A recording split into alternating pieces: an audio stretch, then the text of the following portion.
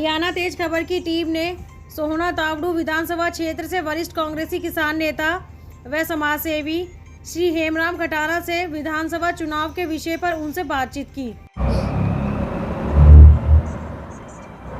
इस समय हमारे बीच मौजूद हैं सोहना तावड़ू विधानसभा क्षेत्र से वरिष्ठ कांग्रेसी किसान नेता व जाने माने समाजसेवी श्री हेमराम खटाना जी, जिनसे हम बातचीत करते हैं।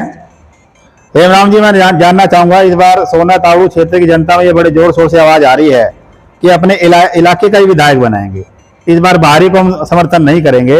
इस बारे में आपकी क्या प्रतिक्रिया है? ये जंगला जी, सबसे पहले तो मैं आपको यहाँ आने पर आभार व्यक्त करता हूँ। आपने कीमती समय दिया और आप यहाँ पहुंचे। जो बाहरी उम्मीदवार यहाँ आने की कोशिश कर रहे हैं वो गलत फहमी में है, क्योंकि मैं महात्मा गांधी और जयप्रकाश नारायण विचारधारा का इंसान हूँ। जो बाहरी लोग यहाँ विधायक रहे या आने की कोशिश कर रहे हैं, उनकी ना कोई विचारधारा है, ना उनकी कोई सोच है। मेरा 40 साल का राजनीतिक अनुभव है। लोग जो 40 साल पैदा हुए ना हुए, वो यहाँ विधायक की दावेदारी कर रहे हैं। रही बात ये बाहर के उम्मीदवार है, ये सारे इकट्ठे हो जाओ, इनको मैं अकेला ही बहुत। मेरे घर पे देश के प्रधानमंत्री Chandrashekhar ji, Rao Virendra Singh ji, Rao Inderjit ji, Rajesh Pilot ji, Bhupinder Hooda ji, ex home minister RPN Singh ji, कितने नेता मेरे घर पे, सचिन पायलट जी आए हैं। कुछ ना कुछ मेरे अंदर गुण होगा तभी तो वो आए हैं। तो वो लोग बावले हैं जो यहाँ आने की कोशिश कर रहे हैं। यहाँ बाहरी उम्मीदवार को हम टिकटें नहीं देंगे। यहाँ 40 गांव पड़ते हैं हमारी कम्युनिटी के, और हम 36 बिरादरी को अपने कलेजे से लगा कर रखते हैं। हम उनमें अंतर नहीं करते। पिछले चुनाव में 2014 में राव इंद्रजीत जी ने कहा था, अगर सोहना तो गुजरों से डरता है और तावड़ू मेवों से।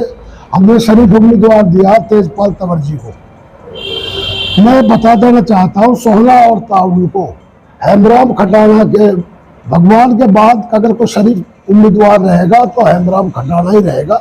मैं कल चंडीगढ़ जाके सचिन पायलट के आदेश से अपना पर्चा नॉमिनेशन करवाया और उसी सचिन पायलट की अगवानी में मैंने कांग्रेस पार्टी ज्वाइन की। बीजेपी जो है वो जो दुभावने नारे देती थी ना, वो अपने वादों पर खड़े नहीं उठी।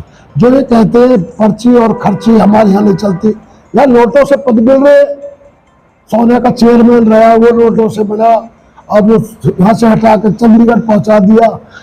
काम तो पार्टी में हमने किया, तो वो एक दिन भी पार्टी में कहीं तेजपाल जी के साथ नजर नहीं आया। ये झूठे वादे कर रहे हैं और वो आज की राजनीति थैली की राजनीति हो गई है। कार्यकर्ता का कोई सम्मान नहीं रहा है। मैं राजेश पायलट और सचिन पायलट और भूपेंद्र सिंह हुड्डा से प्रभावित हूँ, और भूपेंद्र सिंह हुड्डा मेरे घर पर आकर मेरे विचारों को भी सुन कर गए थे। वो बहुत प्रभावित हुए।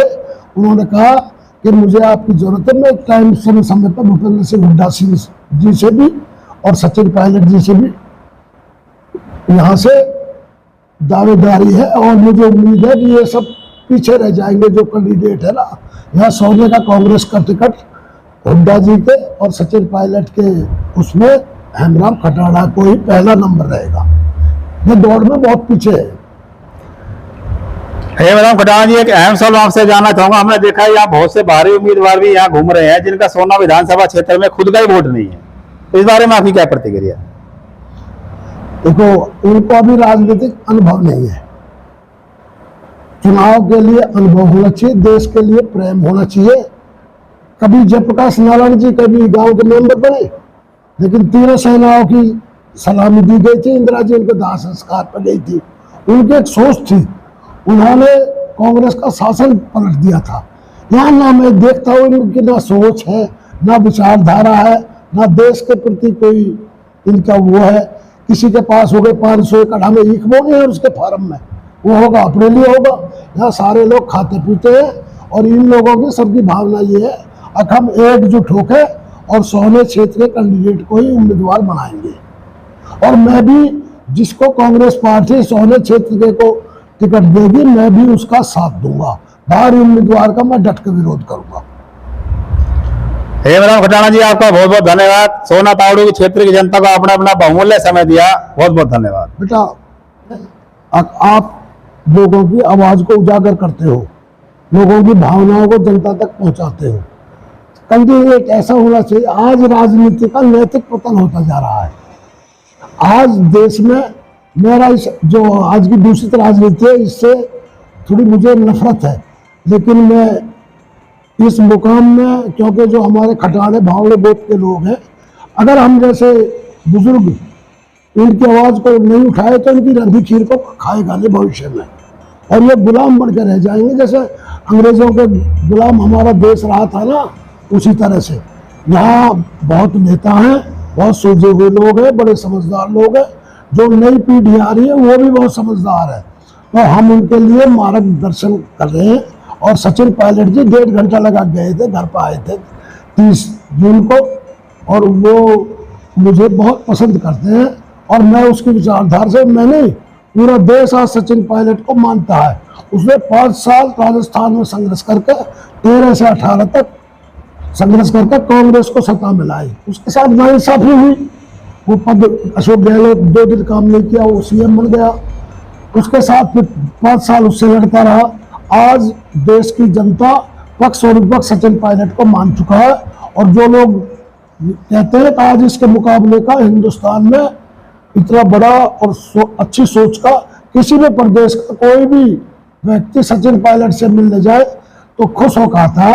इसके पिताजी के साथ भी जब हम मिलते थे, जब 500 लोग आ जाए उनसे भी वो बड़े प्यार से मिलते हैं, और यही प्रणाली हुड्डा जी के यहाँ है।